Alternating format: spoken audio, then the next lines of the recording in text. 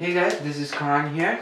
Today in this section, it's going to be a section after we learn our the multiplicative trigonometry identities. Now here we're going to find sum and difference of the formulas of the trigonometry identities. So the first thing I want to do is basically jot down all the formulas, and so you guys can get a review of how the formulas look like and how we can usually act by those formulas, okay? And then we'll go ahead and solve some pretty good examples. Slowly, gradually move up to hard examples, okay? So first is this one.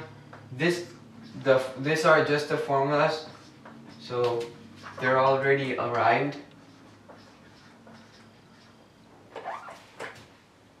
Cos v plus cos u sine v. Okay, that's the first one. Second, sine of u minus v. Okay, and u and v are just two ordinary numbers. They could be in pi, radians, they could be anything. Okay, sine u cos v minus cos u sine v. Okay, now the third one is cosine of u plus v. That would be equals to cosine u, cosine of v, sine of u, and sine of v. The fourth one, cosine of u minus v, would basically equal out to be cosine of u, cosine of v, plus sine of u and sine v. Then the fifth one is tangent theta of u plus v, would basically equal out to tangent of u plus tangent of v over 1 minus tangent of u times tangent of v. Okay, this last one for this section is that tangent of u minus v is equal to tangent of u minus tangent of v, all divided by 1 plus tangent of u plus tangent of v. So you see we have used sine, addition of sine, addition of cosine, addition of tangent theta. Then we use subtraction in sine, subtraction in cosine, subtraction in tangent. Okay, now let's go ahead and use these identities over here. Okay, so the first thing I need to do is erase the board very shortly, right? So I want you guys, I recommend you guys to copy these things down over here. Okay, so do so right here. You can take a pause at it right here. Okay, so let's go ahead and erase these identities over here. Okay, now the first example. Now the first is always difficult to solve because you just learned the identities and you don't know how to use them properly, right? So it would be 105, the sine of 105 divided by sine of 60 plus 45. Bam, u and v. You see? So always you gotta point that out like that. So it would be sine of 60 cosine of uv, which is 45, and then you add that to cosine of 60 and sine of 45. Okay, now cosine of 60, if you draw a right triangle and with the 60 degree, okay, with the shortest length, it would basically, or use the calculator for the easy purpose, it would be radical 3 over 2 multiplied by cosine of 45, which is 1 over radical 2. Okay, then you add cosine of 60, which is 1/2, multiplied by 1 over radical 2. And basically what you get is basically here you do this, radical 3 over 2 radical 2. You add that to 1 over 2 radical 2, Now since the denominators are same, we basically go ahead and add them up, and that's basically it.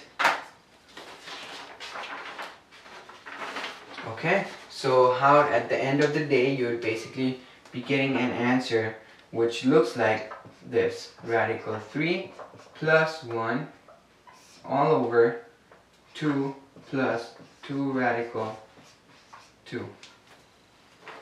Okay, now there is possibility that chances that most of the people might not get this answer, because they might get something like this: 1 over 2 radical 2, then you do this, plus 1. And to be honest with you guys, these two answers are basically the same. It's just that in this you take one extra step to get over here, but this is just the same answer. There is no big deal about it. Okay, this is the finalized answer which everyone prefers. Okay, if your teacher prefers this one, go ahead for this one. It's one less step to get here, but it will always be preferable if you write your answer like this format.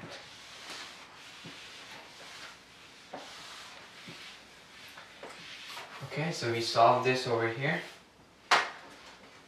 Now, if the question just tells you that it's tangent of 195 degrees. Okay, if it just tells you that, well, we know that if you have a triangle, that would basically be 60. Let's make a chart over here. That's the first thing we want to do here. 30. Now you just keep up with me. I'll tell you guys what I'm doing right here. Okay, 120, 150, 135, 240, 210, 225, 300, 330, 315. Now you will see exactly what I'm doing here. So that to find out the ratios of our functions, what we do is basically tangent of, we draw a right triangle right here. Okay, and this has an angle of 30 degrees. Okay, now this hypotenuse, let's say it's 2, the length here is 1, and this x value is 3. Now if we draw the exactly same line right here, and we draw the same triangle right here, which is 1, -1 here, -1 here, -1, and the hypotenuse you will get is radical 2. So basically what we just formed is basically saying that we need to use the values of 30 degrees and 225 degrees. Okay, so this over here is 30 degrees, because since this is a black marker as well, but it's a little bit light, so you might understand the angle from right here to right here equals out to be 225 degrees. Because if you add, how do we actually know that? Well, basically what you do is add 180 to 30 degrees angle, and you basically end up with something like that.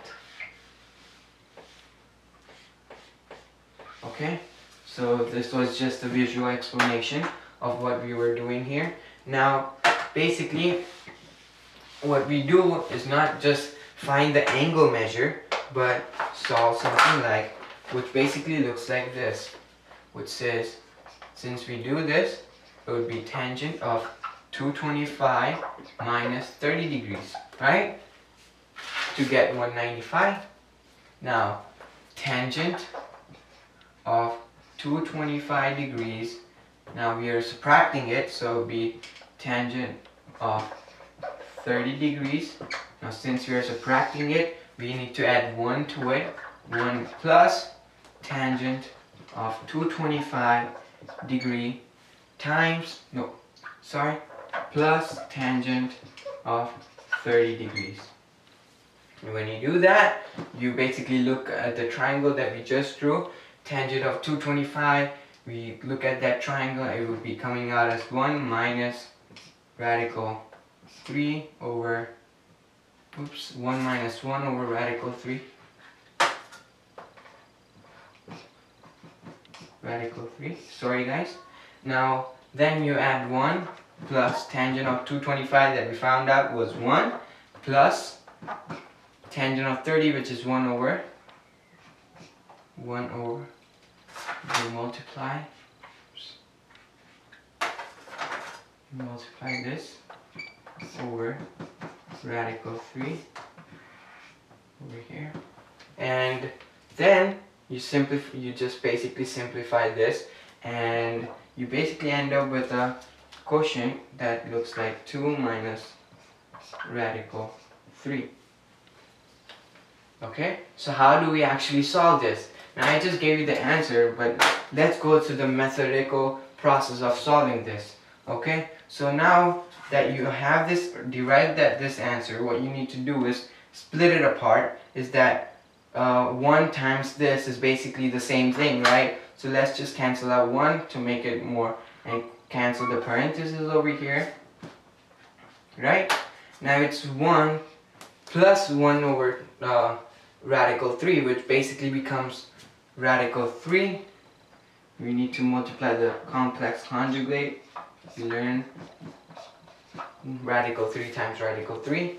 This would equal out as radical 3 minus 1 all divided by radical 3 plus 1, because we are adding 1 to it. Now that would equal out, you multiply the complex conjugate, the opposite of downwards, which is radical 3 minus 1 over here, divided by same thing, radical 3 minus 1 here. You simplify that and you end up with something, the answer that I just put, 2 minus radical 3. That's the answer for the quotient over here. Okay, so that's basically it. Now let's go ahead and solve an example that of a sine, okay, of one angle and the other angle that is not specified.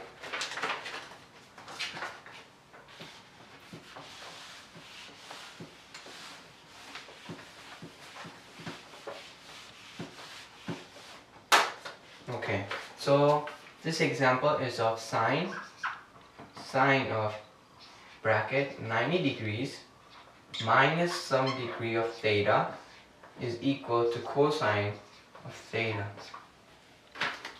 Now that basically means that if you add cosine over here and make it equal to 0, how does it look like? Well, it just looks like sine of 90 degrees minus theta minus cosine theta would be equal to 0. Okay? And I'm not going to even bother writing 0 because it's implied that it's equal to 0. Now, the thing you do here is basically sine of 90, then it's cosine of theta, okay, minus cosine of theta, minus cosine of 90 and sine of theta. And sine of theta, yep, equal to 0. Now, the sine of 90, which basically is 1, we talked about this, times cosine of theta minus cosine of 90 is equal to 0. Okay, and sine of theta, which you don't even have to care about, because even if you get a huge amount number or a small amount number, it's going to multiply with 0. Okay, it's going to multiply it by 0. So any number multiplied by 0 is equal to 0. So I'm just going to write it sine of theta times 0. Okay, so here we have cosine, bring it over here, this one. Okay, that would basically equal out as cosine is equal to cosine theta. We just proved that it's equal to each other. That basically means sine of 90 minus theta would equal as cosine of that angle. Okay?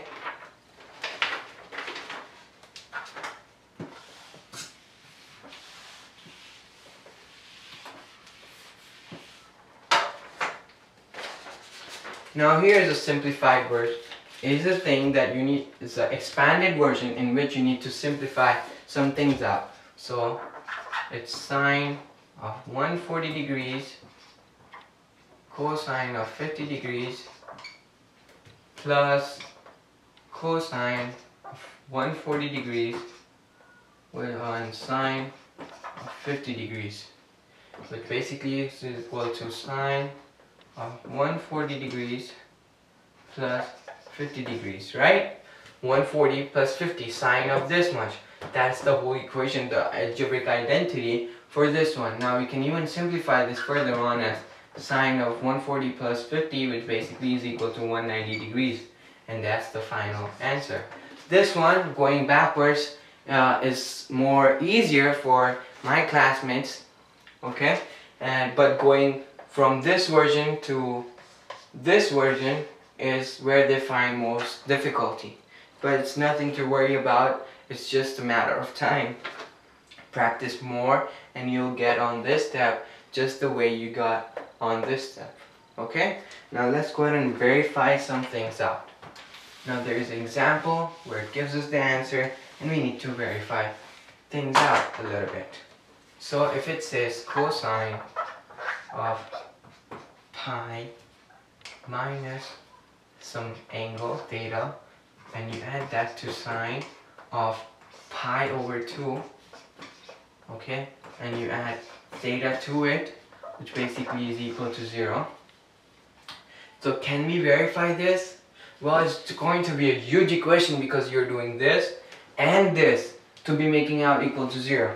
So let's go ahead and do that. So the first thing would be cosine of pi and then cosine of theta. Okay, that's just one thing. We're just simplifying this over here by the identity we are using.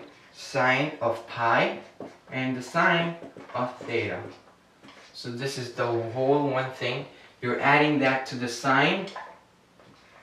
Okay, you're adding that to sine of pi over 2 cosine of theta plus sine of theta and cosine of pi over 2. You're doing this, all these things, okay? All these things, now you have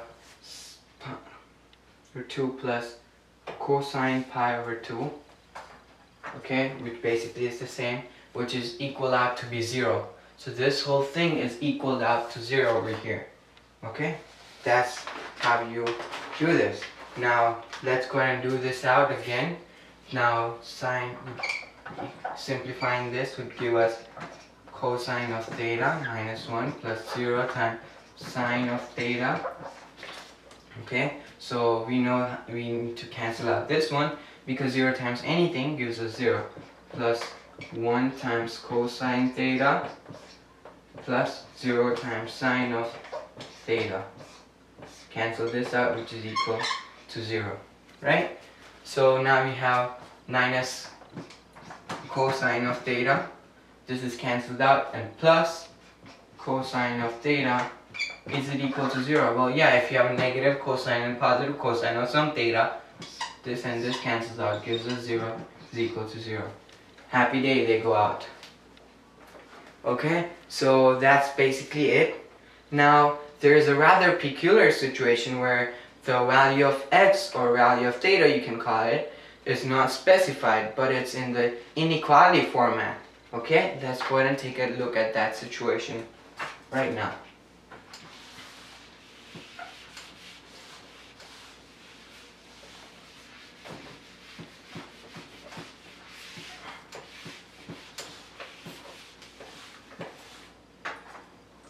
Now it says that value of x lies between is greater than or equal to 0 or is less than or equal to 2 pi.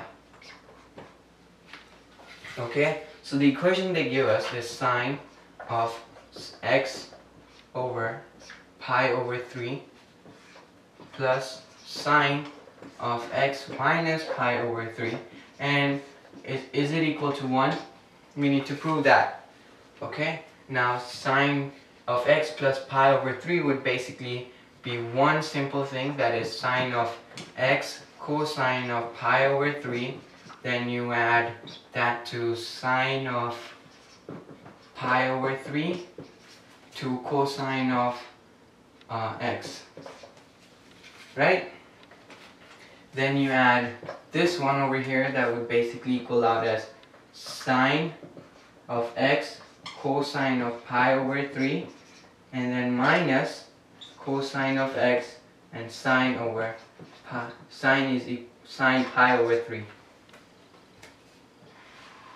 Now it turns out that I've written cosine over here first and sine over here. And sine over here is first and cosine over here.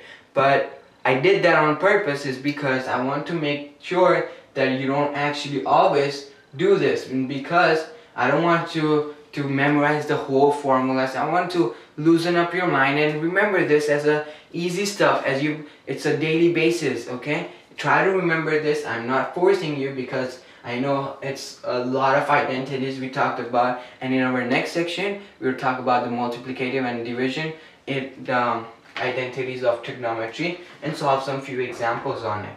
Okay, so then it would be 2 sine x cosine pi over 3, which is equal to 1. Okay, we found out that 2 sine of x cosine pi over 3 is equal to 1, simplifying all these things. Okay, now let's go ahead and put some cosine of pi over 3 is equal to, let's go ahead and do that, 2 sine of x, then you have cosine pi over 3, which is equal out to 1 over 2. And remember, we did that on the triangle over here. Basically, that's the only thing that you use. So now you have sine 2 cancels out with 2 sine of x times 1 basically is sine of x. Sine of x is equal to 1. And x, we know when does the graph sine crosses the x value. Well, basically sine starts from here. You have pi over 2 here and pi over here. Okay, so basically when does it reaches 1 is what we need to know. So 1 is over here, negative 1 is over here, okay, and it reaches 1 at this point, just goes back down, it goes right here. The graph of sine, what we talked about in graphs of sine and cosine, is like this. So at pi over 2, the sine of x, the value of x, reaches 1, so value of x is equal pi over 2. And we now know that x over here, which is in this identity, represents pi over 2. So that's it for this section. I hope you enjoyed this video about the subtracting and adding identities of trigonometry. So if you enjoyed this video, give it a like, thumbs up. There's a Facebook page, a URL down below in the description area. I want you to like that page. It really helps me a lot. Thank you for watching. Bye.